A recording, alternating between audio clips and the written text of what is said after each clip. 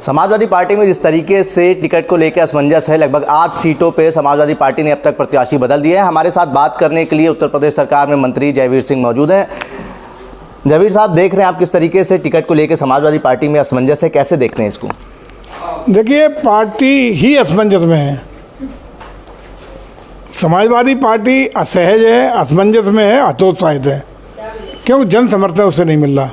जनता का आशीर्वाद पूरी तरह आदरणीय मोदी जी को 10 साल के कार्यकाल को लेकर के, योगी जी के 7 साल के कार्यकाल को लेकर के उसको लगता है कि प्रदेश और देश यदि आगे ले जाना है, विकसित करना है, लोक कल्याणकारी योजनाओं को, वास्तविक गरीबों के हक को उसको दिलाना है, आर्थिक रूप से, सामरिक रूप से देश को विश्व स्तरीय लेवल पे ले जाना है, तो मोदी जी के अलावा इस समय कोई विकल्प नहीं है।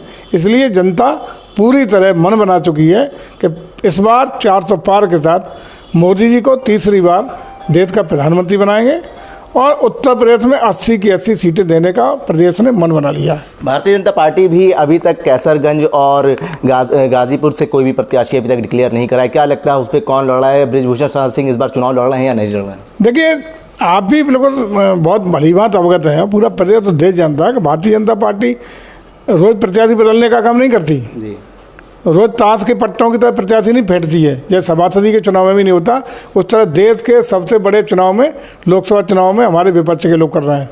भारतीय जनता पार्टी काफ़ी सुविचारित तरीके से अपने प्रत्याशी घोषित करती है और हमेशा ट्रैक भारतीय जनता पार्टी का रहा है कि या तो नामांकन तिथि तक या नामांकन तिथि के अंतिम दिन तक उसी बीच में अपने प्रत्याशी घोषित करती रही है।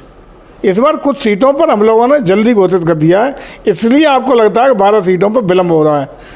अभी फेज 3 के 2 प्रत्याशी घोषित होने को फिरोजाबाद, मैनपुरी बाकी है। बाकी की सीटें जितनी भी 10 बाकी की वो 4th की, 5th की, 6th की, 7 वाले फेज की हैं। अभी कब है? अभी नामांकन हुआ क्या? 3rd फेज का भी नामांकन 12 अप्रैल से शुरू होगा। अब देखिएगा, 12 अप्रैल से पहले सारे शेष प्रत्याशियों की घोषणा, मजबूत प्रत्याशियों की घोषणा, जिताऊ प्रत्याशियों की घोषणा, कर्मठ कार्यकर्ता प्रत्याशियों की घोषणा हो जाएगी। मैनपुरी को समाजवादी पार्टी का गढ़ माना जाता है और चर्चा ये भी है कि आप वहाँ से उम्मीदवार हो सकते हैं। देखिए, सपा का गढ़ रहा होगा मैनपुरी, लेकिन इस बार मैनपुरी पर भगवा फहराएगा, कमल खिलेगा, इसको कोई रोकने वाला नहीं है।